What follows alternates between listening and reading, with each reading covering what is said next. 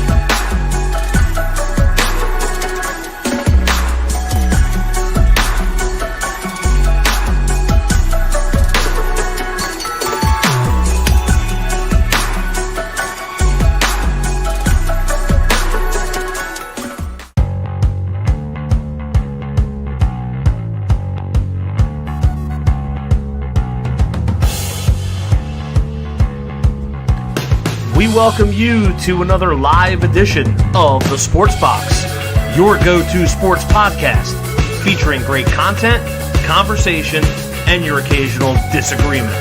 Stick around to interact and ask questions. Ladies and gentlemen, it's showtime. Good morning, everyone. Week 6 NFL pregame on the Sports Box. Brian Attard, Tony Quigley, Anthony Emilio. We are down Drew Trammell today, who got suckered into working. God bless. Boys, this is the third of the way today. When games are done tomorrow night, it'll be 1/3 through the season. That's how quickly this thing goes. Yep. A lot to talk about. Like, follow, and share. Follow us on our Facebook page. We're on Twitter. We're on Instagram. We're on every single social media thing you ever found in your life, even MySpace probably somewhere. I think I had one a long time ago.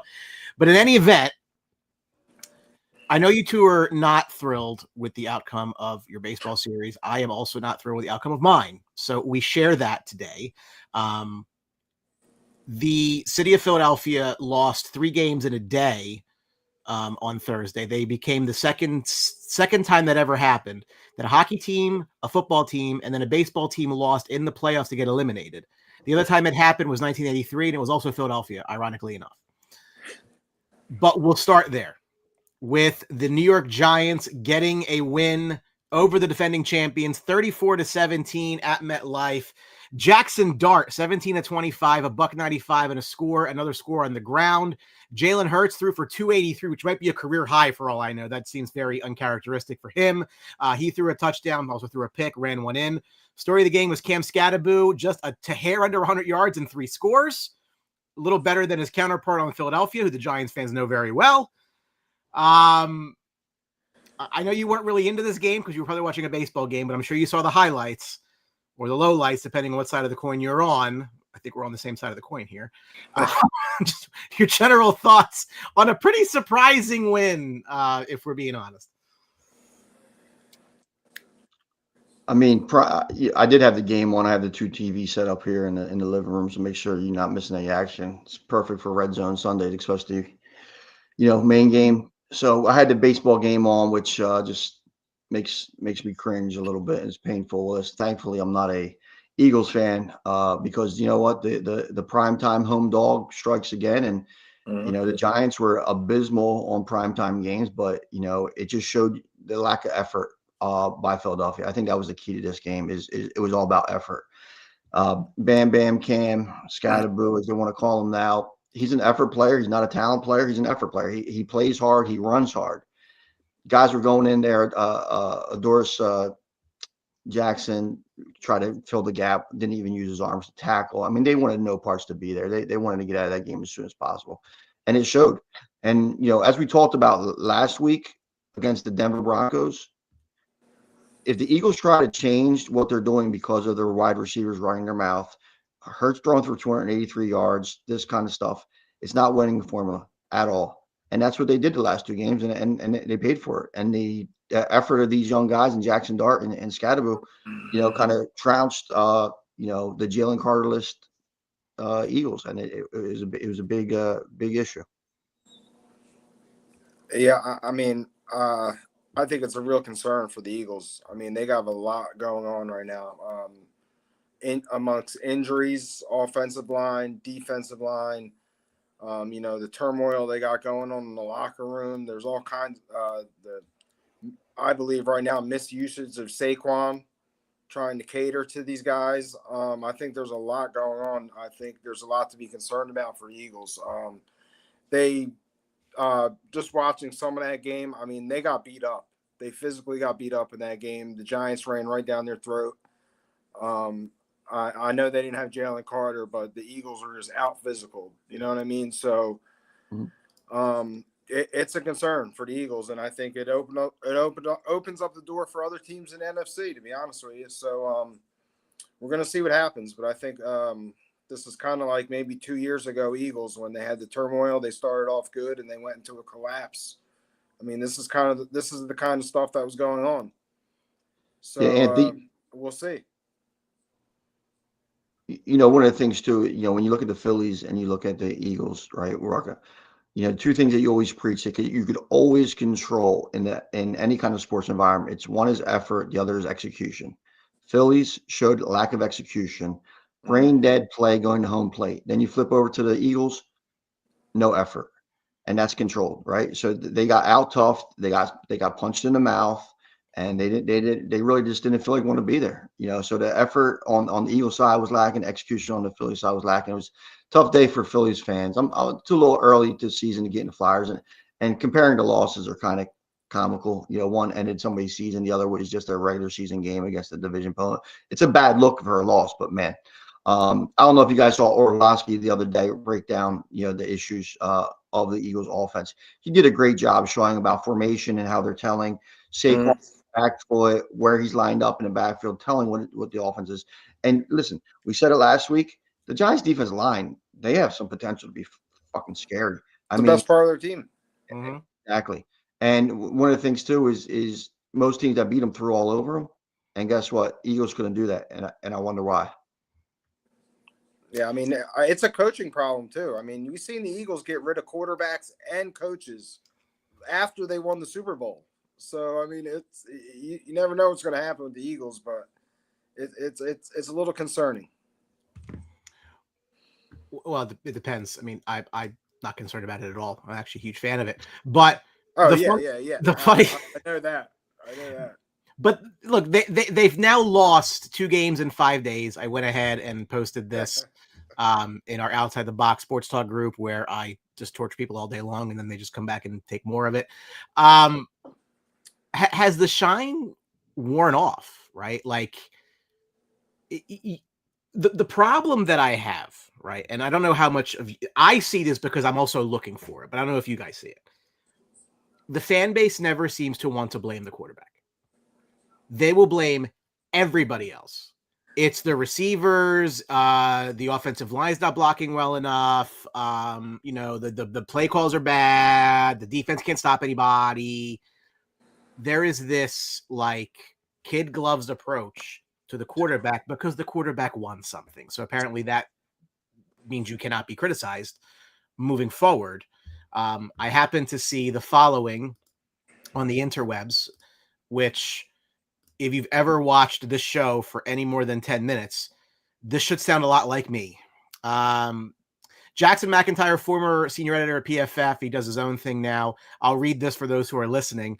Jalen Hurts is a bottom 10 quarterback. It is incredibly obvious. You've got to be able to do some projections and evaluating this game. Almost any quarterback in the league would moonwalk in the Phillies starting quarterback position and not produce him in any metric other than tush-push success percentage. He's a slow processor that is incapable of throwing with anticipation. He has to see before he reacts. He's prone to scattershot accuracy and is easily confused by disguised coverages. We see late throws and open ones passed up routinely. Let's be serious. Gentlemen, I believe he's right about 99% of that. I don't believe he's a bottom 10 quarterback. I just think that the NFL quarterback situation right now is too bad world overall to say a football player of Jalen Hurts' category is bottom 10. I just don't see that. It's hard to name him in that bottom 10. But the assessment is right, and it's been there for a while, right? Anticipation has never been there. Throwing across the middle, never really been there.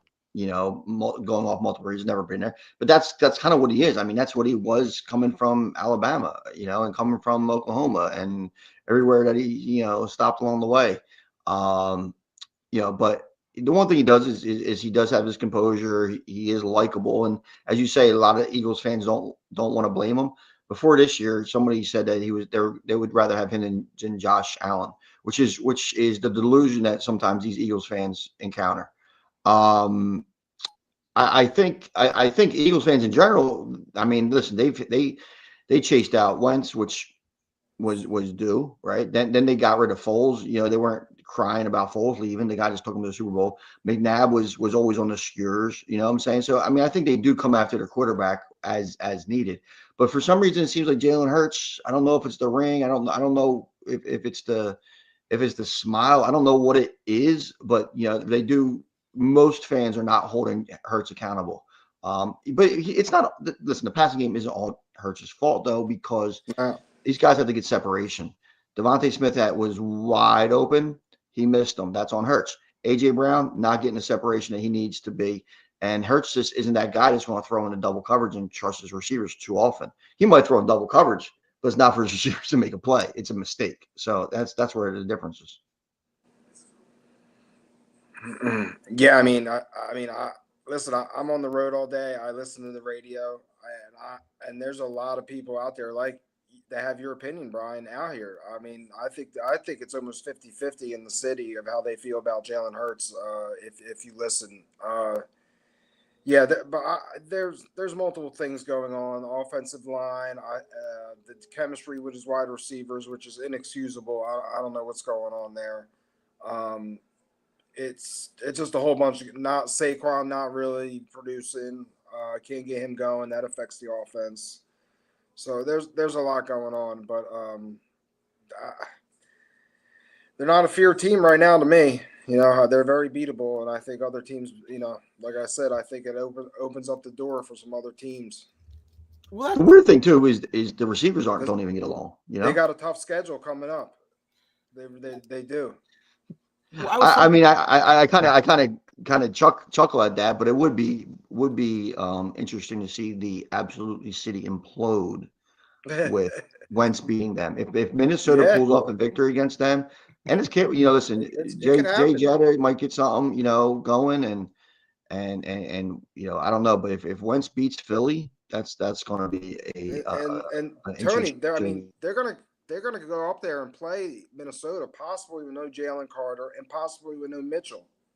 So, because he got hurt against the Giants, and we don't know his status right now. I mean, they have 10 days off, but I mean, the Eagles are banged up. So, I mean, but this is the crazy part, right? I remember a couple of years ago, and I understand everything I say gets taken with a grain of salt because I don't like them. I make that very obviously clear. I do my best to be as objective as I physically can be. I understand that's not always possible. There's a very real possibility this team could be 1-5 right now, right? So the Cowboys game, Streety drops 4 balls, which makes a difference in the game, in my opinion, right? The Chiefs, Travis Kelce drops a ball in the end. That never happens. That never, ever happens. The Rams game should have been a loss, right? And they beat the Bucs last week. Okay, fine. Or 2 weeks ago, whatever it was. My point is that, like, a couple of years ago, they all kept finding ways to win, And it was always like, there's our boy Tom from Review and Preview. He'll talk about the Giants here in about a second here, which he'll appreciate. Like, they always seem to find a way, and right now they're not finding a way. And, like, again, I look at that quarterback and I say, you have every stupid advantage in the league. And you could put a dozen guys in this exact situation, and that team never trails in a game. That's how good that team is. And a bunch of other guys just win with him. But they're not good right now because they're not a full team. But are they it's just the way it is right now. They're not a full team. But are they asking him to do too much, and that's why? Because their biggest success last year, they were 2-2 at the break, and they stopped asking him to do a whole lot. And then they started going and winning games. Yeah, I mean, I don't know what's going on. I can't explain the usage of Saquon. I mean, last week was inexcusable. I mean, the guy has 58 yards. He had 31 of them on his first 2 carries. Yep. And then what happens? I mean, it's the play calling, like Tony talked about. It's the offense. Everyone knows what's coming.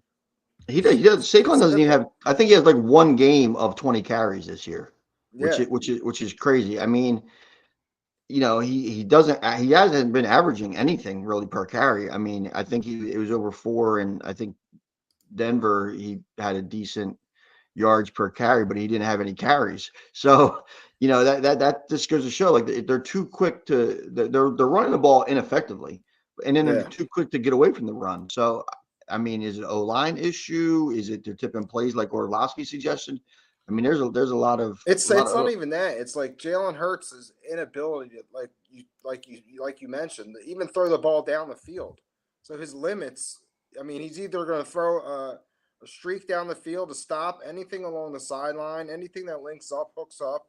He's not going down the middle. So I mean, right there as a coach as another team, I mean, you know that. I don't know. He's limited in that. I never understood that. He can't throw the ball down the middle of the field. It amazes me. Somebody said this in Outside the Box. I just want your quick take here. I said that they're going to ban this play next year, and we'll see what happens.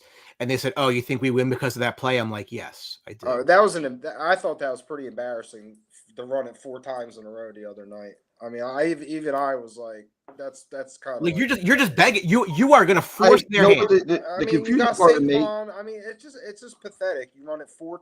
I mean, was that necessary? Really? Well, here's the thing, right? And they jumped off sides once. It was unnecessary. Okay, one, right, the false start, right? The false start. Why aren't they calling it? It was obviously obvious. Okay, so call that. It's been known that they've been false start. They're supposed to be looking for it. They don't call it. I don't have a play with them running the play itself. Okay, I don't have a problem with it. I don't want to ban. Okay, anything like that. Call the false starts. The other thing too is one. It's kind of like a fuck you to Saquon, right? Like here's your main man. And then we're just going to let Jalen Hurts have 4 shots at the end zone. Like fantasy be damned. Like that's just idiotic. Okay. Yeah. Then here's the other thing too. Okay. Kelsey's been coming out and saying other linemen are kind of shake their head. The linemen don't like running it. They say it hurts. They say it's a painful. Like they don't like running it. And here it is 4 times in a row you run it. So as a coach, are you not in connection with your team? I mean, like it's a bad look. They run it 4 straight times. They should have ran something else out of it. You want to set like that, run, like be a little bit more creative. It's lazy. It's lazy coaching. It's the most uncreative thing in the world. It's like I couldn't believe what I was watching. I'm like, I wanted it to fail. I wanted someone to get hurt. Wanted someone to fumble. Like, well, that's the key. That's the key. When Jalen Hurts gets hurt running it, or there's going to be somebody else, that they're already banged up anyway. They absolutely will then stop running it when Hurts gets banged up or something like that because of it. And if I'm a defender, I'm going for his face mask every time. I mean, it's just ridiculous. It's unfair to allow the false start. It's unfair for, how they do it in regards to just letting the Eagles get away with holds and anything goes during that play. Clean it up. They can't call that stuff. Right. And they don't officiate it. And that's a problem too. So I don't want to ban, but it just the way the Eagles did it 4 times in a row, that kind of set the tone for everything else to go bad. And then it was like, all right, great. But I feel it's shifting, right? Like a lot of the media now is like, oh, this boring play again. This is not entertainment, so on and so forth. And I've said that a couple times. Like, again, at the end of the day, this is supposed to be entertainment, and it's not rugby, and nobody wants to see this play. Yes, I'm not questioning its effectiveness, but they have to know that. That's why they keep changing rules for more offense, right? They want people to watch and care and sell ads. That's what it's there for. I think that they're overdoing it to the point where they're probably going to ban it in the offseason. And I think that's going to result in Jalen Hurts working at a McDonald's in 2 years because if they went out there and ran the ball 40 times, halfback dive, halfback power like that, they want to do. That might not be exciting offense, but if it's effective, it's effective. I don't have a problem with it as far as like to being entertainment wise, And speaking of entertainment, I mean, are the creatine Caucasians are they like WWF characters here? I mean, it's kind of like everybody's kind of like on the bandwagon of the Crown Eater, Cam Skattebo. Perfect. Yeah, I seen that. That's the perfect representation of 2 of them. Listen, Tom said it to me too, and I agree. They're saving these people's jobs right now. I said Oh, coming yeah. into the year, the Giants need to have something to get excited about and some progress. They're getting it, right? So they're going to keep these two guys employed for at least another year. Even if this doesn't continue, at least there's Giants football is interesting for the first time in a long time. Well, no Neighbors, no Slayton. I mean, No, and I know. Jackson Dart's still going out there. Little Henry John Schoen or whatever the hell the guy's name was. Joe Shane. No, it's called little. What's his name? Little Henry something. I forget the kid's name. He was from Bama. He ran a while for a little bit or whatever. But I think he was drafted a couple years ago. But anyway, they're doing it with kind of backup receivers. Wendell Robinson obviously is a starter, but everybody else isn't. So I mean, you got to give Jackson no credit for that. I just don't like the antics, to be honest with you. I mean, they bash little Jordan Humphrey. There you go. They bash a lot of the other players. Shedeur Sanders was too cocky and too this and too that, and that was his attitude and everything like that. But then you see these guys kind of a little bit too over the top. I don't mind that over the topness, but don't criticize other players for it. You know what I'm saying? So I think it has to kind of go hand in hand with that. I'm sorry, I'm in a text thread I'm on. I just see, yeah, you're right. They're saving their jobs, but it's also like the energy they're bringing to the team. I feel like everyone's behind them, and that's what's driving them right now. I saw it in the Chargers game. I'm surprised they lost to the Saints. That's the killer, right? Because you beat the Chargers. They played so bad. Yeah. I mean, they turned the ball over like 5 times in a row, and I'm like, you should have won that game too. Well, it's interesting if nothing else. The game going on right now, it is a 10-9 barn burner overseas. The Denver Broncos are up 10-9 on the Jets. They were a 6.5-point favorite in this game. 43.5 is the number. Nick Bonito leads the NFL with 7 sacks, 31 pressures coming into this game. The Jets have allowed 31.4 points per game coming in. That's 31st in the NFL. There are 32 teams in the NFL. They're doing a little better defensively today. But this is not. If this is the game you're trying to grow the following with overseas, I just don't know that this is the game you're going to do it with. Actually, I mean, the overseas crowd seems to get smarter. I mean, that head scratcher at halftime. Yeah, they were going crazy. They were booing. And so it's seems like they kind of like picking up on the game pretty well. Which is good. So it seems like there's a high interest out there. But I mean, I don't know if it's a time period. I think honestly it's just these two teams, how they are, is causing this ugly matchup. I don't think that you saw what the Cowboys did to the Jets, just up and down the field on them, passing the ball any which way they wanted. I don't think Bo Nix and Denver have that ability. And then we all know what the Jets offense is against this defense. So it's just one of these games that I think it's, they say styles makes fights. And I think this is just an ugly style and this is why we have an ugly fight. Yeah, I mean, I'm kind of shocked by this Broncos offense this year. I mean, they haven't been really explosive. They don't have really any explosive plays. They're just kind of like dink and dunk, run the ball. I feel like that's gonna kind of hamper them in the future. I think their defense is really good. It's going to keep them in a lot of ball games, but I think their offense has to really get going. Yeah.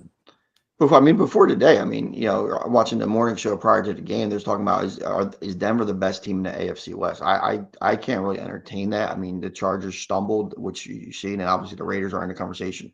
But I mean, it just seems like Mahomes and them would find a way to win as the season goes on against a team that is sputtering on offense. RJ Harvey was brought in to be some sort of savior to the running game. He hasn't really gotten too big of an opportunity. Look here and there.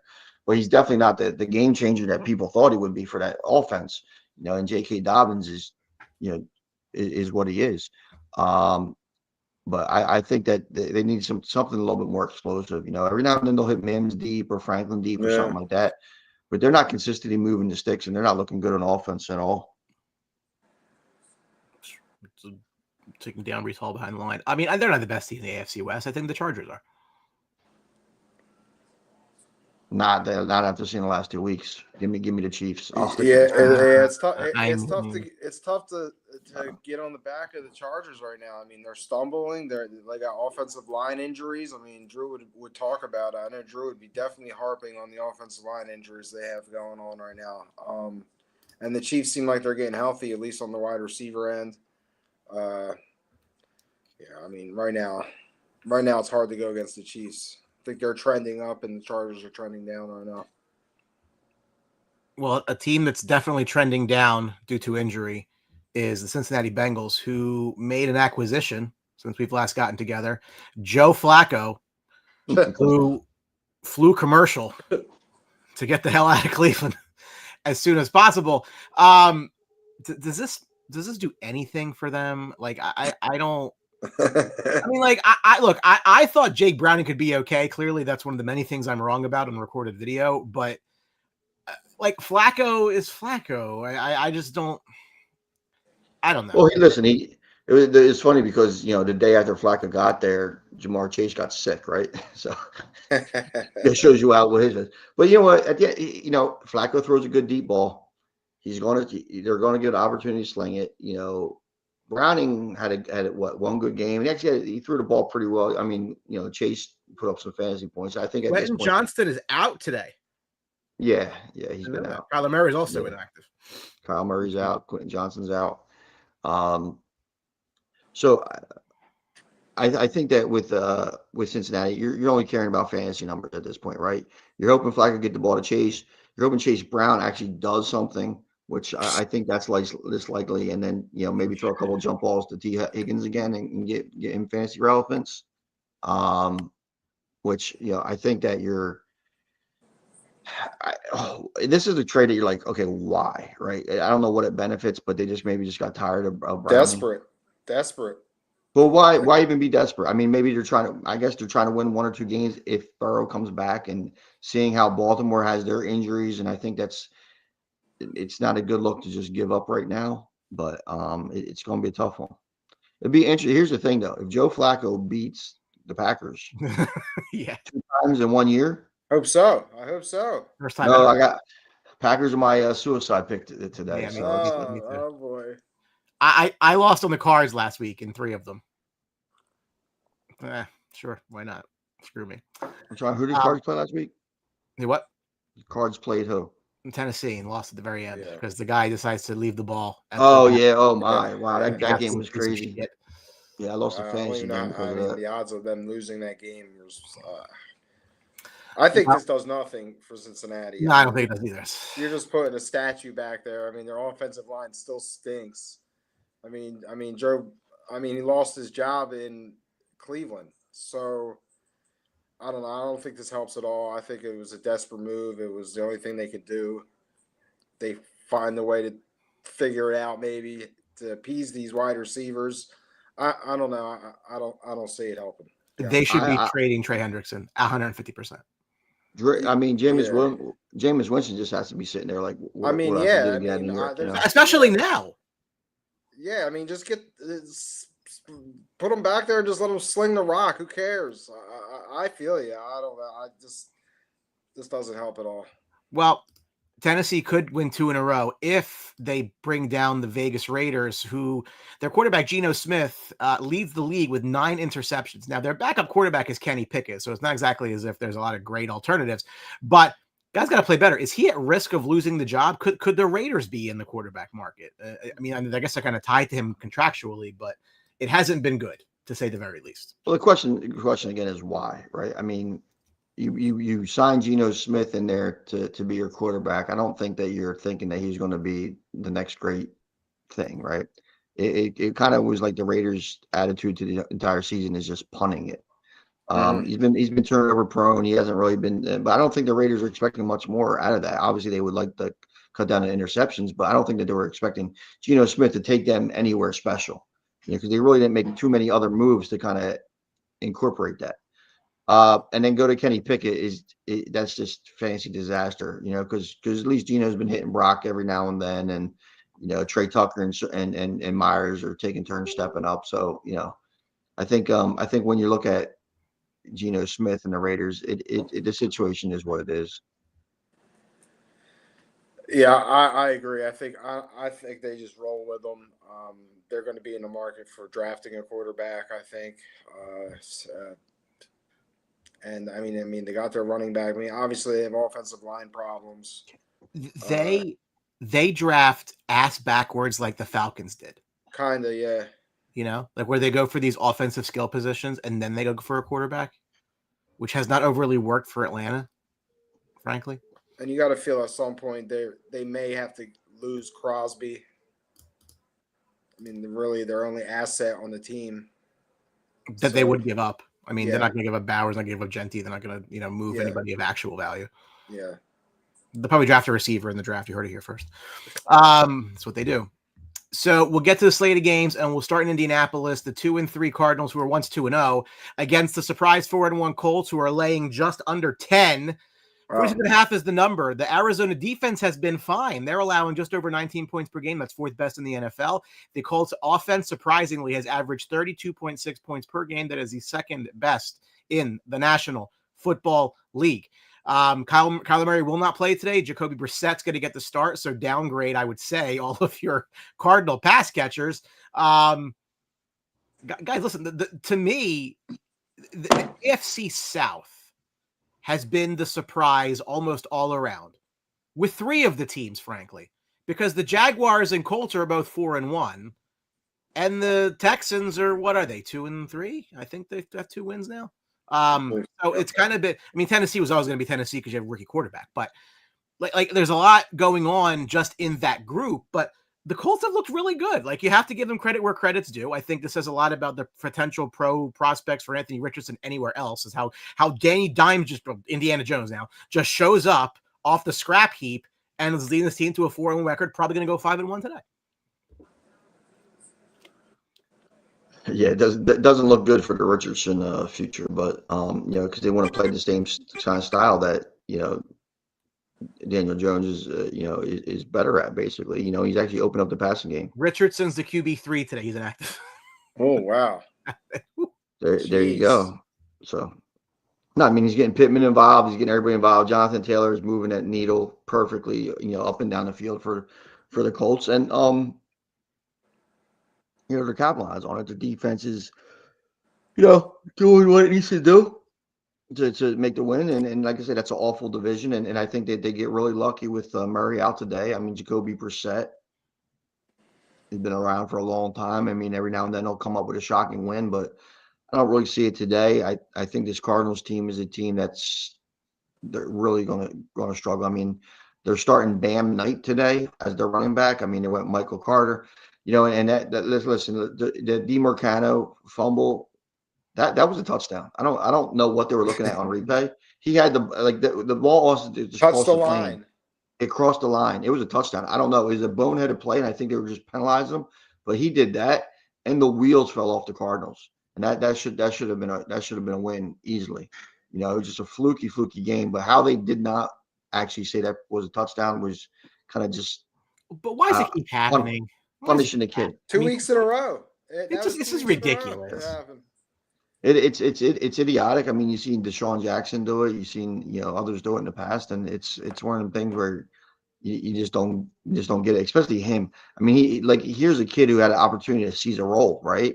I mean, break off that run, score a touchdown, seal the game, everything like that, and then you're coming into the next week with some good momentum, and whether Murray's out or not, he's probably going to get a lot more touches. Then they go to Bam Knight, and we'll see how that goes today. But he solidified not being a part of future running back. I would have cut him personally. I mean, he was in the reality situation. He was at best your fourth running back, right? I mean, they had Carter in front of him, and he's only playing because Benson and Connor's hurt. He's your fourth running back. Cut him. Send a message to the whole team. But that's not really been Arizona's style in the history of their organization. What do you mean, Tony? He got punched. He punched him instead. He just gave him a shot in the ribs instead. That was his punishment. Yeah, I think it should have been a little bit more, a little bit harder, I guess you could say. I don't know if you guys noticed, but the Jets took the lead on a holding call in the end zone. That's good. Oh. Yeah, Just generating offense everywhere. This Jets team. The Broncos are getting the ball back. Yeah. What was I gonna say? I forgot what I was gonna say here. I mean, look, at 2-0. I mean, it's not as if the Cardinals were beating world beaters to get to 2-0, but you kind of thought like, okay, I mean, 2-0 is that number. Like, oh, off to a good start. And then they dropped 3 in a row. It's probably going to be 4 today. And all of a sudden, the wheels are falling off on a team that's a lot of people, myself included, thought could challenge for a playoff spot. Tony, you were high on them coming in for sure. Absolutely. Yeah. And the reason why I was high on them was because of the defense. I think the defense, was the key to it. And I thought offensively with McBride and, Murray and the running game, and if Harrison got a clue, and I think that would have been enough to win them enough games, especially how you're looking at the rest of the NFC West. But fluke stuff happens, attention to detail, and now Murray's banged up. Question coming in from Brandon Gazzara from our Sports Box group: Josh Allen or Matt Stafford today in fantasy? Well, tomorrow. I never say Josh Allen. There's no situation that I ever say Josh Allen. And I did bet on Puka to score 2 touchdowns today. I do think Stafford has a nice game exposing that secondary, but Josh Allen is just a must start every week. I would say that game could be a shootout too. Atlanta and but I would also say that again, the Ravens are not going to be in a shootout, right? So you always run that risk of does he finish the game? Yeah. So I would. Who finishes the game? Stafford. Oh yeah, but like one bad. I'm waiting for a bad back injury, for him to kind of knock him out. Hopefully not. Chargers reeling a bit. They're visiting the 1-4 Dolphins, who are reeling a lot. 3.5-point favorites on the road. 43.5 is the number. Herbert this year has 4 picks, which is more than the 3 he had all of last season. The offense for the Dolphins has not been good, which I was told that Mike McDaniel was an offensive wizard, and I have not seen any of that recently. They're averaging under 280 total yards per game. That is 28th in a 32-team league. His job is extremely. His hold on his job is tenuous at best at this point. He if you ask me who's getting fired first, it's probably him. Although I do think, let's just say that happened tomorrow, I think the Eagles were on the phone the next day trying to get him to go run their offense. I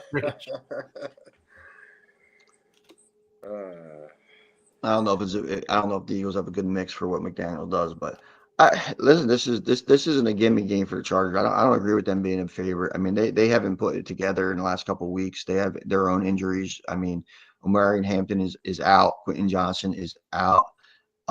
This just seems like a weird play for me. I do like Hassan Haskins today over 50 yards. I think that number was way too low. I don't think this Miami Dolphins defense is going to stop that. But, at the same time, Jalen Waddle should have a big game as well against this Chargers secondary. Time for Ladd McConkey to step up. Time for Justin Herbert to step up. And this is the matchup, from quarterbacks. It was highly debated who's picked up with who. I'll take the 3.5 at home. But it's hard to take Miami seriously in anything. But I just think it's just going to be one of them weird games. I agree, Tone. I like the play. I like Miami here plus 3.5. I think they're. I spoke about it earlier. I think the Chargers are reeling a little bit. They got running back injuries. They got offensive line injuries. They got injuries on defense. So I'm feeling the Dolphins today. Maybe possibly outright win. I like the usage of Waller for Tua. I think it's his second option right now. So I like a Waller anytime touchdown today. You're getting it plus 230, I see right now. So, give me the Dolphins plus 3.5 today. What a weird situation the Wallers has been, right? I mean, we know these guys, he's a little off. I mean, he's making videos at Donato's Bowling Alley and in the Blueberry Farms of Hamilton. And then, the next year he's scoring a touchdown. I don't know what the guy is. I mean, I don't know what the reason why he started slow and getting on the field. Maybe it's just conditioning, stuff like that. You can't deny his effectiveness now. I mean, one of the most premier tight ends, a few years ago kind of disappeared. And then now, next thing you know, he's to his best friend. So with Tyreek Hill being out, he's been stepping up. And I thought it would be Waddle a lot on the underneath stuff and Washington trying to get involved, but it's been Darren Waller stepped up. So I like to play it. We'll see. I think the Chargers win. I mean, because you Oh, have the Herbert your Hart. boys You got have to the step Herbert up. Hart on, but Yeah, he's I the mean, your same guy boys got to who's step up. Your boys got to step up. We'll see, right? Chargers. Listen, Chargers should 100% win just because it's Herbert versus Tua and everything else. But there's a lot of other factors at play, in that. Quentin Johnson's a big loss. He was Yeah. a main target. And listen, they've had Quentin Johnson the last 2 games they lost, so now they don't have him. So like I said, it has to be Ladd has to go back to form. Keenan Allen's been a nice surprise for him. Maybe that's been the difference of kind of more of a balance. But Yeah. they need to get it together. The New England Patriots, with my favorite quarterback from that draft, Drake May, take a 3-2 record into New Orleans against the 1-4 Saints, who they are the 3.5-point favorite. The Pats are 45.5 the number. Drake May has 100+ passer rating in 4 straight, a $101.1 last week in a shocking win against the Bills. And Tony, I have a story about that in a second. The Saints snapped an 8-game losing streak versus the Giants last week. A mutual friend of ours, whose name rhymes with Dave Birnbaum, said that the Pats were going to beat the Bills because the Eagles lost earlier in the day. It makes sense. I mean, it's almost the same and making sense as like having him do a high school football show when he never watches high school football. So, yeah, but no, I listen. I mean, that's like NFL, right? No fucking logic, right? That's what it stands for sometimes. You see it all the time. But it's one of the things where the Patriots weren't going to lay down. They went out there, they played hard. I mean, they got a team out there that's Vrabel's going to get them, if nothing else, playing hard, and that's what they did. And they created a couple plays that went their way, and they took advantage of it. And Drake May, it's part of the Drake May ascension, right? Brian, like you said, you're a big fan of him. I'm a big fan of him. I think they roll today as well. I'm not afraid of 3.5 on the road. Reason being, Spencer Rattler's on the other side. Kamara's banged up. I don't think that I don't think that they're going to be able to establish any kind of decent running game against New England. And Olave's still going to be productive because he's going to get a ton of looks.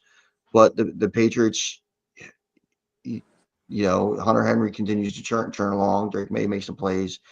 Stephon Diggs has really had a revenge game against Buffalo, and I think he keeps going. He kind of has a little bit more effort.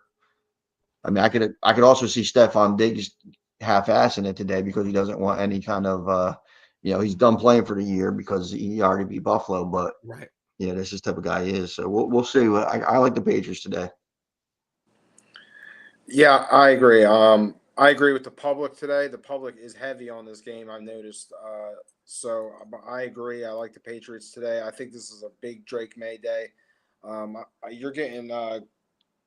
I like a big throwing day from him today. I think I could see him plus 250. You're getting good value there. I think he's going to spread it around. The emergence of Diggs has changed this offense. I think it gives them a little more credibility. Hopefully they'll get Henderson more involved. We talk about it all the time, but I mean, they have 2 good running backs, a good tight end Tony talked about. So I'm high on the Patriots today. Give me the Patriots. I think it's a big spot for them to just, you have to beat the teams you're supposed to beat. Correct. Okay. Yep. So this is a game you're supposed to win. Okay. If you intend to to challenge for a playoff spot, which I firmly believe they're in that conversation at this point, and I thought they were before the season even started, that this is a game they have to win. Quick comment of the day goes to our friend Chris Fallon, because at least the Eagles won't lose today. Correct. But could they find a way? No, I don't know. Love you, buddy. An AFC North battle between the Browns and the Steelers. Steelers a 6.5-point favorite. The over-under, I think, is the lowest of the day at 38.5. The last time the Browns won a regular season game in Pittsburgh, Dylan Gabriel was 2 years old. It's been a minute. The Steelers are surprisingly, but not surprisingly, the only AFC team with a AFC North team with a winning record. I don't know how they do it. It just happens. I think everything's just falling apart around them, and that's why they have a winning record today, which will probably go to 4-1. Aaron Rodgers. Aaron Rodgers is the most healthy and best quarterback in the division right now. Figure that out. Well, the day's still young, Brian. That's Way fair. to jinx I him. give you that. I mean, I give Way you to that. jinx him. He is going Maybe. to beat Myles Garrett a couple times today, probably. Yeah, that's what I'm saying. I mean, this is I would never bet on Dylan Gabriel. I think he's awful. I don't think he should be in the league. Him and Spencer Rattler talking about them back-to-back games. I just like I said, when you talk about Jalen Hurts as a bottom 10 quarterback, Jalen Hurts is not in the Dylan Gabriel, Spencer Rattler category, and there's a few others out there that we're really talking about. But with that said, 6.5. I don't like laying it in a division game, especially a team with Browns, defense so strong. But I'll lay the 6.5 today against Pittsburgh, coming off a bye week. They're going to be ready to move the ball around a little bit. DK has been in the offensive set. That's one of the things that are good. I think the defense is going to be good enough to stop Junkins. Keep it in 14-7. 10-3 is. I think that's the type of game that we're looking at here. So I'll take the Steelers laying the 6.5. Yeah, it's tough for me to take the Steelers the -6.5 here. I mean, if I'm staying away. The play here for me would be the money line. Obviously, I like to rapport with DK. I mean, give me a DK anytime touchdown. You're getting at around +120 today. Yeah, so just give me a Steelers on the money line. Expect a sloppy game here, and you never know. We might see Shador. Yeah, what's it going to take? I don't know, to be honest. I think he may. Listen, it shouldn't take much, to be honest with you. I I mean, don't think it should. I would love to see what he does. I mean, I'm sure they do too. They have to. But is this an FU to Shador if they throw him against Pittsburgh? To honestly, instead of a more favorable matchup. I don't think so. I mean, you think teams are feared of this Pittsburgh defense this year? I mean, I think they're less of what they used to be, but I don't know. I don't know. We're going to see them. Just when? Because I don't know. They've been talking about they actually been talking about maybe Blake Zappi being the number 2, and getting a shot because of his experience and stuff. That's a super FU. That's a super FU. I didn't hate Zappi, to be honest with you. I thought he did some decent things when he was with the Patriots, and he's scrappy. He's a scrappy, one of those scrappy quarterbacks. He's a gamer. Yeah. The Dallas Cowboys at 2-2-1 are a 2.5-point favorite on the road against the 2-3 Carolina Panthers. 40.5 is the number. I don't know how I wrote Gistoru, but that means history. Yeah, I'm saying you're hurting my brain trying to read this. So I mean, do you guys feel good? I mean, after watching the Eagles and assessing the division, do you guys feel any confidence about this Cowboys team? No, well, no, not really, because it's the same old, right? Our offense is there to throw the ball all around, and thankfully we got Pickens to kind of subset when CD got hurt. Dak has been playing lights out. I mean, I know that's painful to hear for Brian, but he's playing like he did a couple years ago when he finished second in the MVP. Obviously against bad teams, but you know what? That's who you're playing against. But I think good to see Ferguson involved. The offensive play calling could be a little bit better in spots. But they're making a plays to win, and it's because of Dak and the surprising running game. They're opening up holes. Javonte Williams has kind of showed back to old form, which is nice to see. Huge question marks. Miles Sanders is out for the season, and they're going to get Jaden Blue some opportunities, which I'm happy about. But with this Panthers team, I mean, they might be able to score some points. Good with Ted McMillan and Rico Dowdle went up and down the field last week, which he's a marginal talent, but he had the opportunity. So I think if you just take the Cowboys over in every game, I think you'll be pretty good because the defense is just so horrible. And it's going to be a time, and normally it's during crunch time when Dak isn't able to make that play to win the game. So, or to have them, that crucial error pops up or something like that stumbles. And I think this is going to be a tough game for the Cowboys. I think it's definitely, I'm not going to say that trap game, but if they're not focused, it's a game they're going to win. They're not going to win. Injuries everywhere for Dallas too. You talk about the Eagles injuries. They have injuries everywhere as well. So, We have Ryan Fulton-Roy, who was like the focus point of the first half of their offense, which was a little bit shocking. But so it's this is going to be a tough game for each team. I like the Cowboys to win a close one. I mean, as the line predicts, but it's going to be a shootout. It's going to be fun. I mean, look, they're running the ball a little bit better than they have in a long time. So, credit there. I'm still waiting for this manufactured pass rush that I've heard so much about to show up. I don't think that was really what again, and I have no issue with the trade. I made that very clear. Blair Kelly, noted Eagles fan, worst week in Philly sports in my lifetime. Well, in your lifetime so far, maybe, but there's more coming. The fact that this is a 2.5 line, right? That just is like again, the Cowboys should roll this team, right? Like that's the thing. Like I look at them, I'm like, even if you hate Dak like I do, like they should roll this team, but they're not picked. It'll come down to coaching, bro. I just want to see what the Panthers' game plan is. I think that's going to be a big thing. If they leave it in Bryce Young's hands to go out there and win the game, it might be a bad day. But if they stay to what they did last week with a lot of running and and everything, especially in the second half, trust me, I know that because I had Ted McMillan over 80 yards with 74 at halftime and didn't hit his number. Wound up with 77, so that was cost a few $100 cash out that I could have had, but it is what it is, But I think the game plan is, Cowboys should roll them. But this is the same Cowboys game that was a 1.5 point dog to this Jets team that we're watching. I understand. You see how that works? Yeah, but it's brutal. Pretty interesting game. The Seahawks are a road favorite at Jacksonville, 3-2 versus 4-1. 47.5 is the number. Seattle's averaged 33.3 points per game since week 2. That's second best in the NFL. Jacksonville, one of 3 teams in the top 10, both in scoring offense and scoring defense. I'm not going to say that last week was like a signature game for Trevor Lawrence because I don't think running the football in is necessarily a quarterback play, and I've made that very clear. But they beat the Chiefs, and I don't think many people thought they would. So this is the best Jaguars, at least by record, team we've seen, I think, since Blake Bortles was around. I wouldn't call that a running in either, Brian. Well, I mean, look, he confused Chris Jones. I don't know if you heard Chris Jones's comments. Chris Jones's comments were pretty interesting as he got T-boned onto his back, and he was like, "Oh, I thought he was down. That's why I didn't tackle him." You didn't tackle him because you physically were turtled up, like because you got double teamed, and he's a phenomenal player, but that's just what happened on that play. But it's really disrespectful to the Jaguars, right?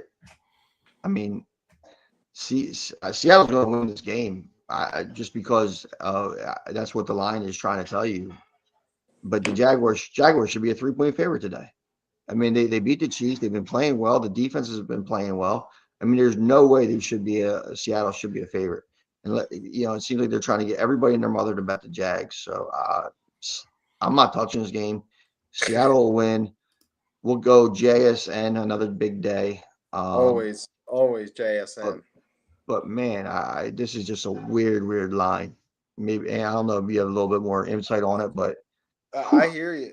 I kind of thought the same thing. I thought the momentum would be on the Jaguars' side.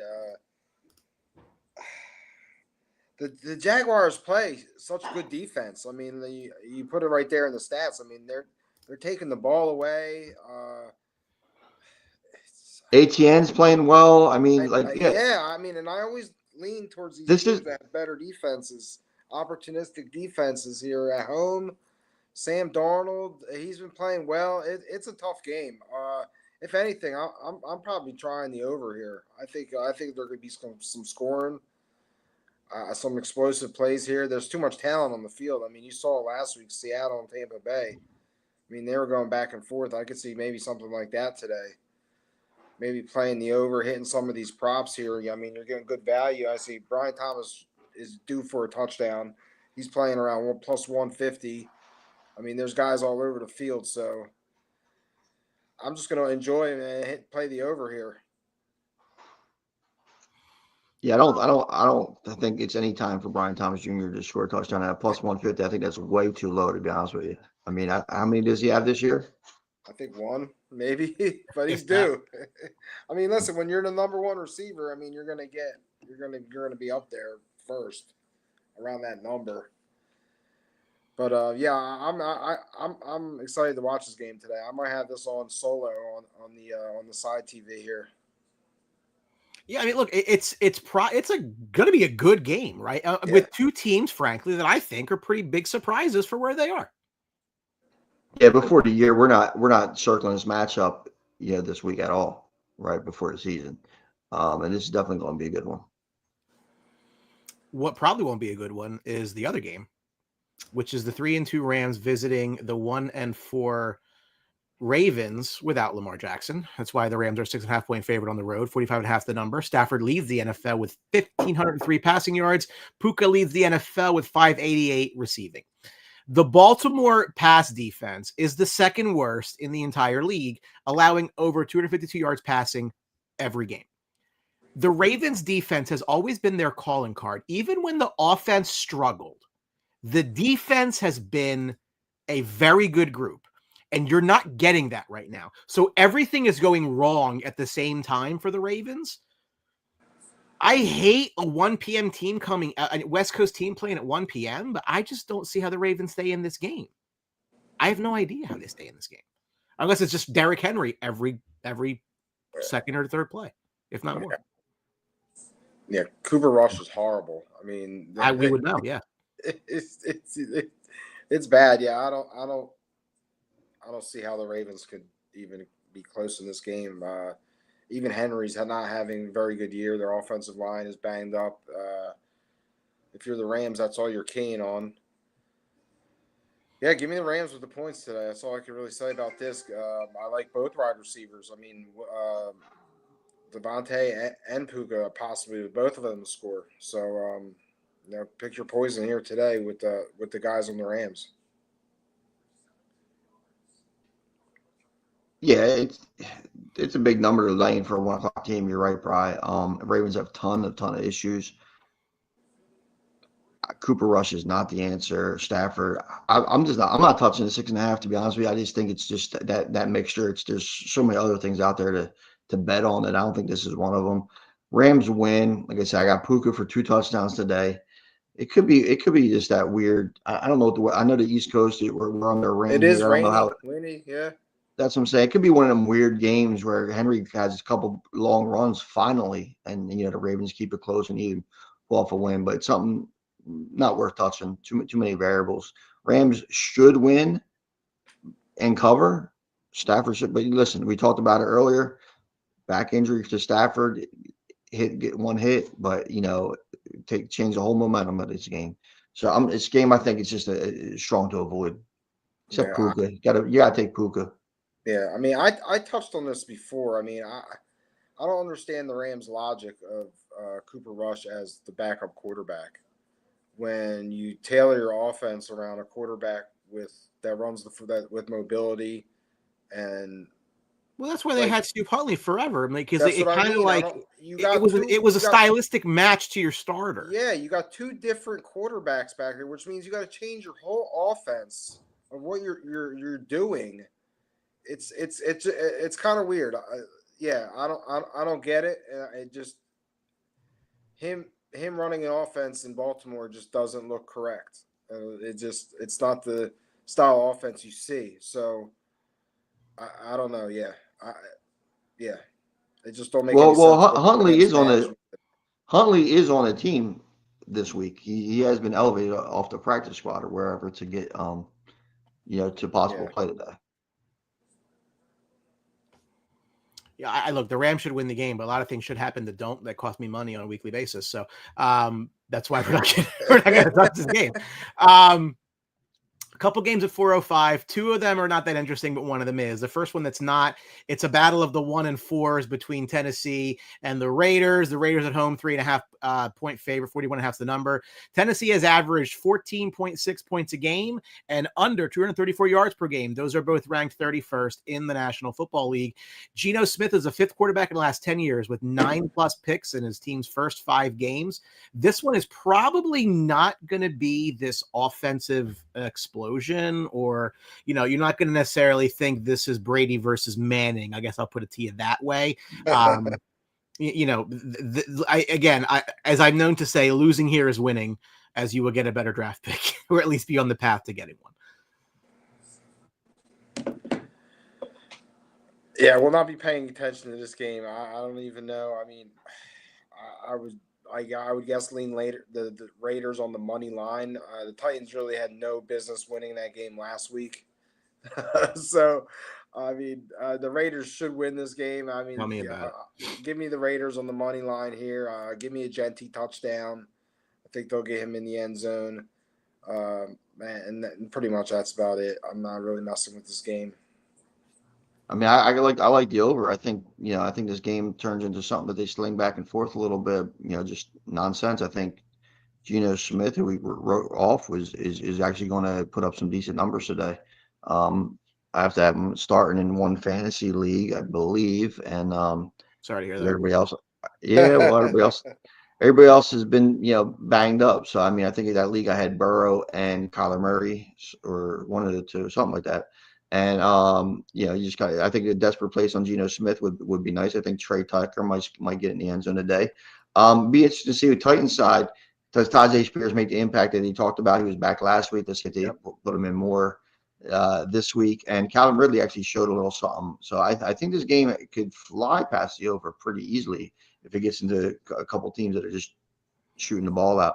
You mean you didn't draft Geno Smith to be your fantasy starter? Not this year, no. Oh, right.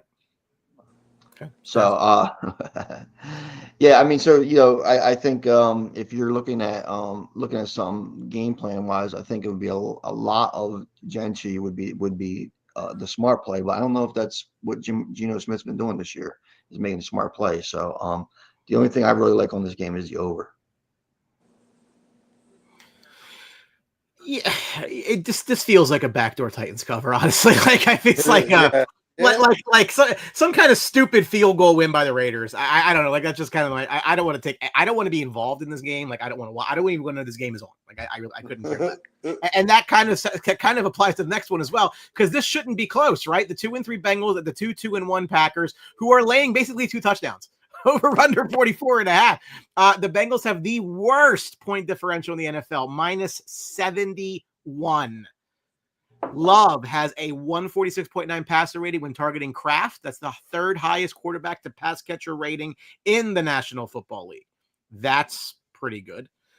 He's been their most reliable receiver, which is kind of wild because like they have a bunch of guys there, right? Mm-hmm. I know, Hav had said something about, oh, these are all great guys. I don't know that they're all great. I think that they all serve a purpose, but they're going to get Christian Watson back eventually. Jaden Reed is hurt, right? So you put a 1st-round pick into Matthew Golden. That has not paid a ton of dividends as of yet. Romeo Doubs actually been probably the most consistent over a period of time, which he wears that big helmet. Everybody always remembers that.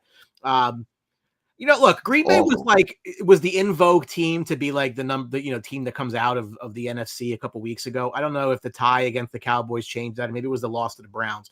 I do not think they're going to lose to Joe Flacco again. I think they're going to lose to him the first time. So whatever that's worth.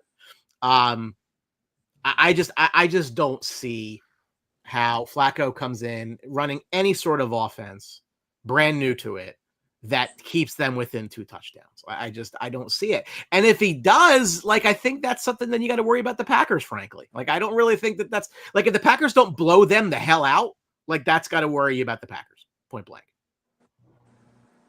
No, you're right, bro. I mean, this would be Josh Jacobs up and down the field. This should be Jordan Love hitting Kraft and Romeo Doubs, who I like. I think he's going to have a big game again. Mm-hmm.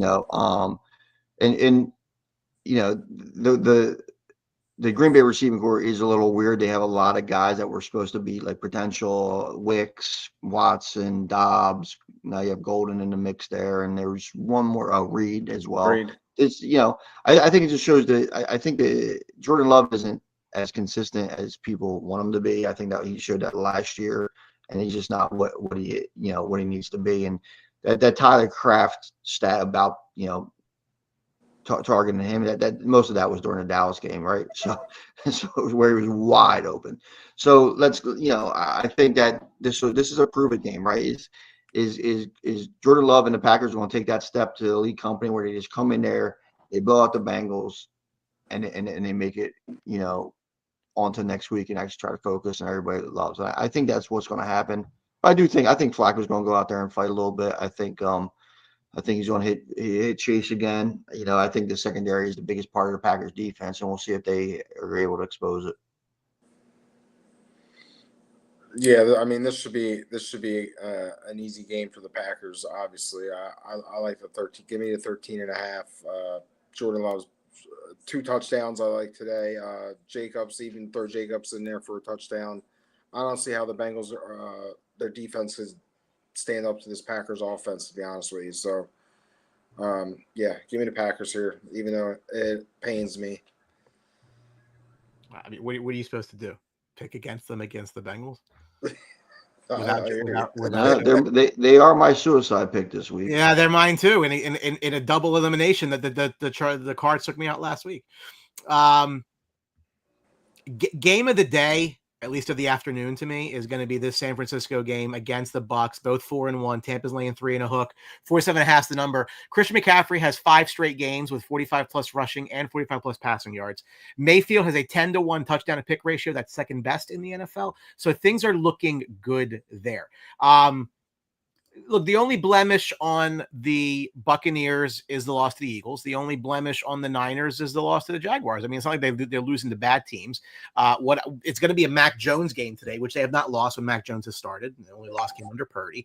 Tampa Bay is still ravaged by injuries, but that has not seemed to stop them as of yet. I think that, again, no Evans and Chris Godwin's not playing. So this should be another Emeka Egbuka game. Rashad White should feast on the ground because he's going to be the featured guy.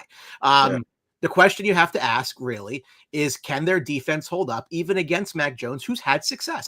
So in a league where you start everyone, I benched Kyler Murray due to injury because it's the only time you can bench anybody. And I picked up Mac Jones because I think that Mac Jones could have a fruitful day today because he has in other games that he has played. I think this is going to be a knockdown, drag him out type game. And honestly, I lean towards the Niners with the points. I think it's a field goal game one way or another. I agree, Brian. I like the Niners. I mean, I said it last week. I think this 49ers team is a better team with Mac Jones at quarterback. I think I think they're going to have some issues when Purdy comes back. I think there's going to be a lot of questions of what they should do. If he comes out and plays really well today against this good Buccaneers team and they win this football game, I mean, I could see the team being handed to him. And so I like the Niners today to go in there and win. I think the Bucs are a little banged up. I think Baker's been saving them at the end of these games, but they're playing with fire sometimes. So yeah, give me the Niners today. I like the road team coming here and winning. The Niners are laughing at the Bucs injuries, to be honest with you, right? I mean, their entire receiving core is basically out, and I don't know if Juwan Jennings has a designation yet or not. Purdy, obviously, they're on their backup quarterback, so you're not going to tell the 49ers about injuries, but the one guy is healthy is and neither of you guys mentioned is McCaffrey, and I think McCaffrey has a big game. I think that's the keys. I think as McCaffrey has a big game, he's going to run up and down the field against the Buccaneers, and I think it's going to come down to the last play. Baker Mayfield, ball in his hands. I think he makes the play. I'm not betting against Baker, especially if somebody starts talking shit to him. So I'll take the Buccaneers at home by the hook, laying the 3. I mean, I think it's pretty obvious they're going to win their division, right?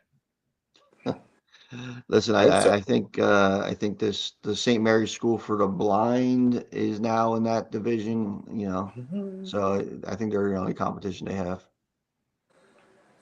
Which we kind of thought that coming in, that they were like, if you had to pick like a couple of teams that like these are locks to win their division, I thought that they were going to be one of them, but they're running away with it again. And part of that's because, Atlanta can't get out of their own way. The Panthers cannot seem to really, and ironically enough, I didn't note this when we were talking about it, but the 2-3 start for the Panthers is their best start in a while.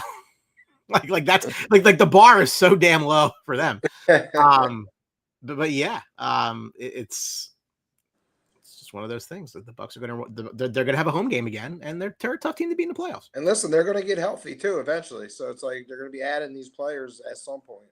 And they're all coming back.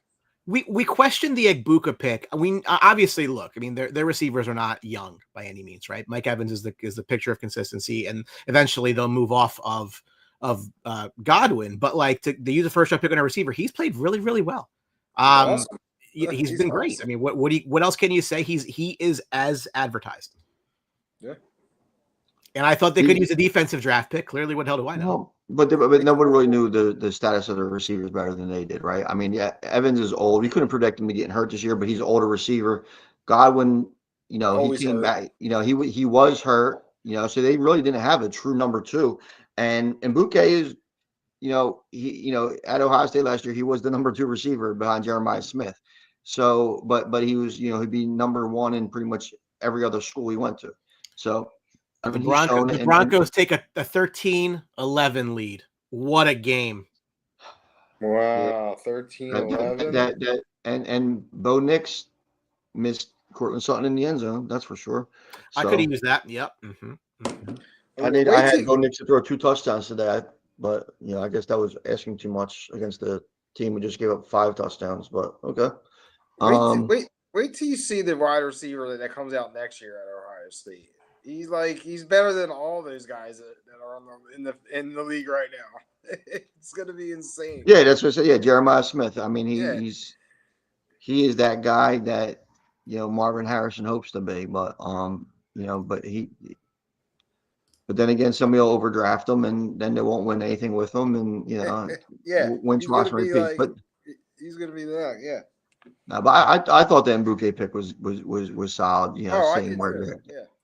Absolutely. They're because you got to go on, because like, even though if you insist that Mike Evans is healthy and he could finish his season, blah blah blah, you still need somebody else next to him until Godwin got back, because they have McMillan and a couple other guys that just Tez Johnson, Bo Nix's old wide receiver from Oregon. He's a small guy. He can get out there and he makes full plays. Yeah, Shepard. I mean, it's just you have to get somebody in there that can actually play, and Bouquet has been stepping up. Been a good pick for me in a keep around, so I feel good about that.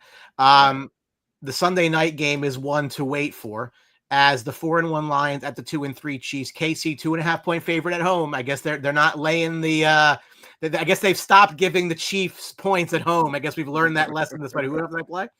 High number 52.5. Detroit is 12-2 in prime time under Dan Campbell. That's the best in the NFL. KC's already has more losses this year than they had all last year. They were 15-2 a year ago. Again, they're the favorite here. But let me ask you a question: are they the favorite on merit or on reputation? Well, I think they're seeing what Pat Mahomes can do. I mean, and he's. Should they be the favorite at home? Yeah, I guess so. But I'm taking the Lions. Is it reputation? You have to. Reputation counts, though, right? I mean, you see what this KC team has done this year, and they lost to the Jaguars, and great play by Devin Lloyd to take it to the house to swing the momentum of that game. But if you do that play another 10 times, that probably doesn't happen. So I think it's well worth it. But isn't this a rematch from the beginning of last season, right? Where the Lions went to KC and beat them, I believe. Yep. So comfortable playing there. I like Detroit. They're relatively healthy. They have a lot more weapons on offense, and that's going to be the key for Kansas City, is slowing down this Detroit team. I'll take 2.5, depending on the juice. Buy it to 3, and see where we're at. Yeah, this is a tough one, man. I agree with Tony. I like the Lions here, but then it's so hard to go against the Chiefs. You just know. I don't know. I'm going to roll with the Lions here. I think they're the better team right now. I could see Dan Campbell going in there and running the ball efficiently on the Chiefs, and just bullying them up. So, give me the Lions here on the road.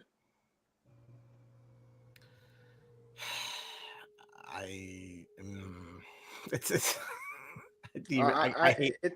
tough. I hate picking against KC at home. I just don't want to do it. I guess I will. I don't love it. I mean, I didn't think the Lions would go beat the Ravens the way they did, and they did. So, at some point the Lions are going to be But the Lions are. let's think about the Lions' victories though, Brian. Sure. I mean, they lost. Obviously, they lost to the Packers. They beat the Bears. They beat the Ravens, who aren't the Ravens we thought they were. Who else? Do you have their schedule? Who else? Yeah, I'm loading up I right know now. they're not beating good teams. This is what I'm trying to tell you. So that's what's a little worrisome. They have lost. So they lost to the Packers. They blew out the Bears. They beat the Ravens. They beat the Browns. They beat the Bengals. So they pretty much went on a non-Steeler AFC North run the last 3 games, and they've won those games by 8 points, 24 points, and 13 points. So I mean, they're going to face a little bit of a challenge tonight. So, well, and here's what's interesting. So they got the Bucs at home next Monday. Then they go to their bye. Then they get into a bit of again, they host Minnesota. They go to Washington. They go to the Eagles. Like it gets a little more difficult for them. Except week 14 when they play the Cowboys.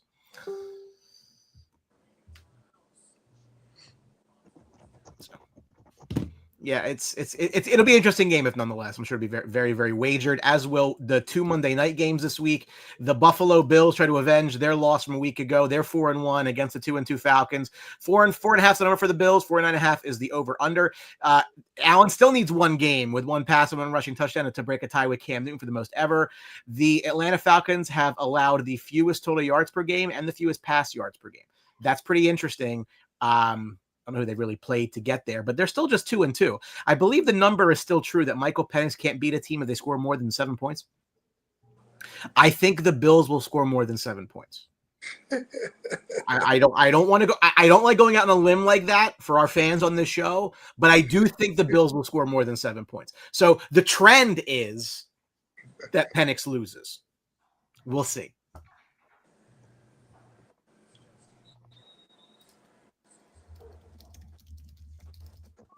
I'll go here. I'm going to take the Bills the -4.5. You know, I see this being a big Josh Allen game, rushing and receiving. I also like the over here. There's a lot of talent on the field, a lot of points to be scored. Give me the Bills. Yeah, I'm going to take the Bills here -4.5. I think they go in there and they beat Atlanta. I mean, listen, Drake London's been lost, right? Then you have Mooney hurt today. Bijan Robinson isn't scoring touchdowns at the clip that he needs to be to kind of make this team, what it is. He's going to have a huge game today. But I think you're facing an angry Bills team. Beautiful weather, which is something the Bills are going to love playing indoors, right? So I mean, I think they just kind of go all out, and I think Bills score a ton of points on them, and Falcons can't keep up. So I'll take the Bills, laying the 4.5. I don't know about the over because I think it might be a little bit one-sided on the scoring. But give me the Bills and whatever their points are for total points for the game. I'll take the over on that. How did they lose last week? Was that just the coming out party bit for the Patriots, or just a division game and shit happens, or? Similar to what we saw Thursday, is one team wanted them more. I mean, I think that was pretty obvious with how the look at the Jets with a sack trying to make this game interesting. Yeah, I think that's kind of what it was. I mean, Diggs just stepped up and just wasn't going to lose that game, right? I mean, and Drake May made the plays. So I think that's what you see. And I think it's a get right game today for the Bills, though. Yeah, I mean, you got to chalk it up as kind of a division game. Also, I mean, they know each other. Vrabel's a good coach. He has his defense prepared for the Bills. They know each other, like I said, inside and out. So it's just a tough game, division game, and we talked about it. Drake May played really well, and when Diggs gets going, I think this offense is a little different. It makes it more formidable. So I think that, unfortunately, the Falcons are going to be the recipient of the Bills' anger from a week ago. Sure. That's my take on the game. I think the 4.5 is a number I'd be fine laying that. I am mildly surprised it's 4.5. I think it could have been a touch higher. Just because Atlanta has just been so inconsistent. And they've just, I think that maybe that number is just an ode to how good their defense has been. That's probably about where it is. The Jets are driving across midfield. They're only down 2 kids. Might be interesting. Jets would win this game. Yeah. Anthony, you might recall the last time these 2 teams played, because there was this play at the end of the game where I don't think that the cornerback has recovered from it. The Commanders are a 4.5-point favorite at home against the Bears. The Bears have allowed 6.1 yards per carry, which is the worst in the National Football League. So break up the mush of the midway. This is not that group any longer, which is a problem because the Commanders have ranked the number 1 ranked rushing offense in the NFL. So that recipe is not one for success for the Bears. Your thoughts? Yeah, I've been waiting for this game. This is a revenge game. I'm still kind of shocked that happened last year. It's unbelievable. It ruined the whole year. Team went into total spiral mode after that. So, listen, I call me a homer. I like the Bears plus 4.5 here on Monday night. Coming off a bye, I think they'll be ready to play. They are getting guys on defense back. They're getting Edwards back, their middle linebacker, who's a big piece. They're getting a defensive lineman back. They're getting somebody else back in their secondary. So guys are getting healthy. And I think they're going to come out and play well. They're going to play motivated. I think they've had this game marked up. And I'm rolling with my squad. I'm going to take the 4.5, and I think they can win. The Commanders are banged up. McLaurin's going to be out again. Brown's going to be out again, which leaves him with Debo. Tony's boy, Bill, he does scare me. But I think if the Bears could key down and stop this run of the Commanders, they have a really good chance of winning this game. Last week was a really weird game for Washington, though. To go into San Diego LA, and I think actually the Chargers were still in San Diego because that's the team that showed up. And it's just a manhandle like they did was surprising. And they ran the ball extremely well. With nobody to throw to, I guess that's what you hope to. What do you feel their confidence is, the Bears' confidence in stopping that running game? Yeah. Oh, I'm sorry. No, yeah, I hear you, Tony. It's been an issue all year. But I think getting Edwards back in the middle and a key defensive lineman back, I think that's going to help them. And if they could just key on that running game and stop them, they have a chance to win this game. I think they're going to have to score points. I think Caleb Williams is going to have to play his best game. They're going to have a really good game plan to beat this Commanders team.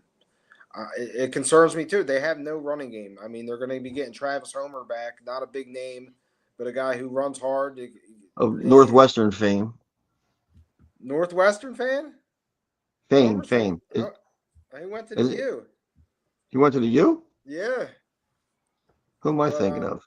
But they got to stop the run, and they got to try to establish some kind of run game to be successful. But I expect Caleb to come out and play well. I really do. So we're going to see what happens. This is big game here.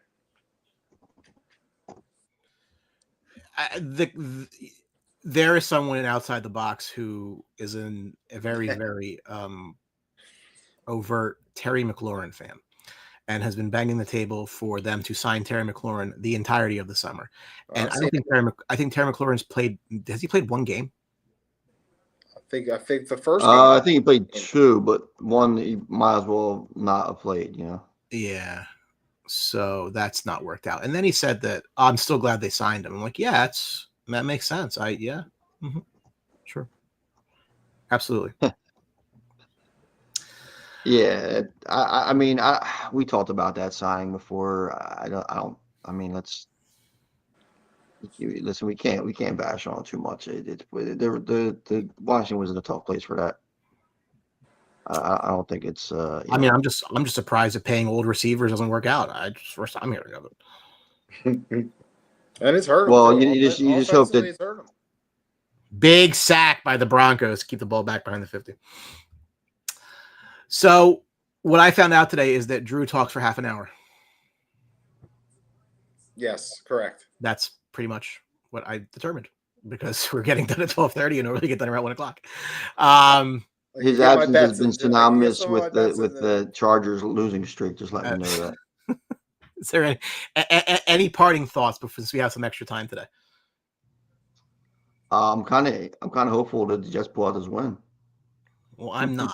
I have the Broncos money line. I've already lost $100 before even start I've already lost everything on this game because not one person I think has hit their prop.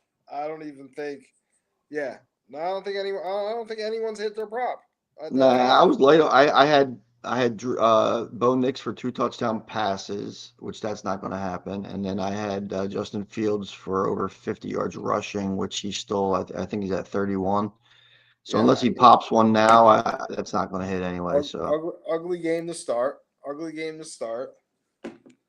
I mean, quitters never win. So we got a whole slate going on. So what's up with these New York teams taking down AFC North teams? Let's just hang and see what they do on third down here. Let's see if they make this play or not. I hope they don't. Justin Fields. Justin Fields make a play, huh? Apparently 4 yards away from their field goal range and back. Then did he catch it? No. Nope.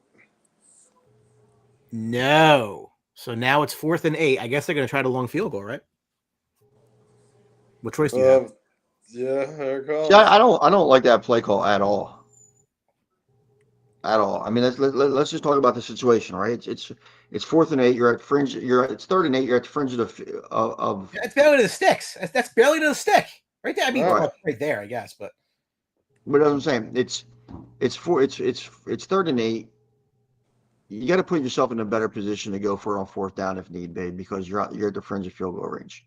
So I think a play like that is a cop out, nonsensical. Yeah, they're going for it. Oh wow, man! Here we go. I don't know that. I don't like that. No, that's what I'm saying. You have to put yourself in a better position to go for it on 4th down. They should have just run it for a couple yards. Read option. Right, how about read option? How about a play? Some kind of play action that makes it. You can cut that in half. Oh God, that's the game. Oh yeah. How about that? You know what? Listen. The New York Jets, everybody. Like, that's where you're at. Yeah. I ain't mad at it. Listen, and I blame coaching. That's 100% coaching. You have Justin Fields, and you have 2 plays to get 8 yards, and your solution is to make him a drop back passer. That's not winning football. That's on you. You know what he is, okay? And you can't do that. 3rd and 8, I'm going read option, RPO action, try to put yourself in a better position, see whether he hands off or runs it or hits a short pass. And then you see what your 4th down option is. But making him drop back to be a passer 2 times in a row, it's just idiotic. What kind of shit did I watch this morning? 13-11. Hey, Scorigami is first time ever. Unbelievable. I think I had J.K. Dobbins over 50 yards too, which is not. Yeah, I did. I already lost one part. Yeah, over 50 yards. What do you have? 40? Yeah, 40 on the nose. Jesus Christ. Let me go see. Now I'm gonna get mad at it. Let me go see if it was 40 or 50. It was probably. It was probably 50. Hold on. It was probably 50. 40 was probably minus 500 for him to get 40 yards. No, it was 40. Hey, I'm alive. No. Oh, lucky bastard. Oh no, I had Bo Nix 175 pass yards. He has 174. Maybe it'll change. Oh, maybe he fakes it. You need him to fake a knee here, bro. No, it's not gonna happen. That was a 25 leg parlay at plus 6,000. A bunch of different nonsense. I'm shocked it didn't hit. No, listen, a lot of it was doable. It was like every quarterback at 200 yards, throw a passing touchdown, like shit like that. But yard. They should. So I'll run down the one I got going on. I got Ted McMillan over 70 yards. I got Jake Ferguson over 50 yards. I got Hassan Haskins over 50 yards. JSN over 90, Oh. and Ty Warren over 50. Puka 2 touchdowns. Deshaun Haskins 2 touchdowns at plus 1,500. I think they're all doable too, Brian. Right? I mean, That's- wow, man, like 1 yard. That. I mean, listen, it'll probably lose later, but at least So give me now like. so now just rebet it again. Take No, that one that's off and dead. rebet and just do the 24 other bets. Just keep I don't going. think I would spend the time to put that many bets in again. You can reuse. You Oh, reuse and then that. and then Cortland Sutton at 17 yards. I needed 40. Oh. Yeah, I mean that was absolutely awful. I'm gonna start cooking them up. But listen to that. I got this little flyer for $5. Pays $5.50. I got a Parker Washington anytime touchdown. Your boy Ryan Flournoy anytime touchdown. And Rashid Shaheed anytime touchdown. That's my I like flyer. Shaheed. I mean, Though it's a flyer. 5 for 500. They're all plus 500 and plus 3 something. Yeah, I think I'm just going to try to do a little These little money obscure line bet guys with that some score. favorites. Try to get a little plus odds going on before the kickoffs here. I think that guy that scored at Denver was plus 1,200 or something this morning. Oh, the fullback, yeah. The fullback guy, yeah. I'll waste another $25. What the hell? I mean, that's just one. That's a Starbucks run for you, so you're all right. That's not. Yeah. You're gonna use some of the same ones you have? I'm gonna use everything, but everything left. Yeah. There you go. There you go. All right. Oh, I hit something. But if What did I JK hit? Dobbins I did hit a bet. We'll see how it goes. Yeah, I hit a bet I didn't know about. That's fine. I hit something that game. Oh, yeah. It's too far down in the. There can't be too many upsets last week. This week's going to be a favorite. I could see all the favorites winning. It's not if they win, it's if they cover. Right. True. Right. True. All right. Well, listen, guys. Enjoy your Sunday. Hope all your bets hit, since mine already didn't, and it's not even 1 o'clock yet. That's pretty much the way that it works. I can guarantee you, they all will not hit.